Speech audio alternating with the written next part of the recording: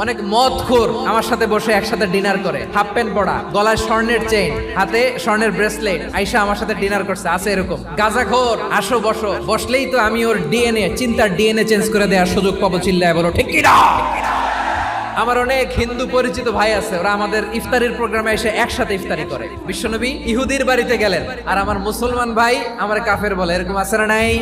মুসলিমরা দেখতে পারে না, সহ্য করতে পারে। বিষ্ণু ইসা ইসলামের খাদেম ছিল ইহুদি, এতদিন খেদমত করলো, একদিনও বিশ্বনবী ওর কালিমার দাওয়াত দেয় নাই। কারণ কি? বিশ্বনবী একটা ভালো সময়ের অপেক্ষা করতেছিলেন, দায়ী সুযোগ খুঁজে কখন দাওয়া দিলে ব্যাটে বলে হবে, ঝোপ বুঝে কোপ মারে। বিষ্ণু ইসা ইসলাম ভালো সময়ের অপেক্ষা করতেছিলেন, দেখি আস্তে আস্তে এমন সময় আসছে, ছেলে এবার মুমূর্ষ, যখনই টাইমিং পেয়েছেন দাওয়াত দিলেন, পড়ো লা ইলাহা ইল্লাল্লাহ। প্রতিবেশী ইহুদি হোক হিন্দু হোক, যাবেন, সুসম্পর্ক রাখবেন, উপহার দিবেন, বিপদে পাশে দাঁড়াবেন, অসুস্থ হইলে একটু আপেল নিয়ে যান, আঙ্গুর নিয়ে যান। ইসলামের বিউটি দেখে, সৌন্দর্য দেখে অবাক হবে, নসিব ভালো হলে কোনোদিন কালিমা পড়ে মুসলমান হয়ে যাবে।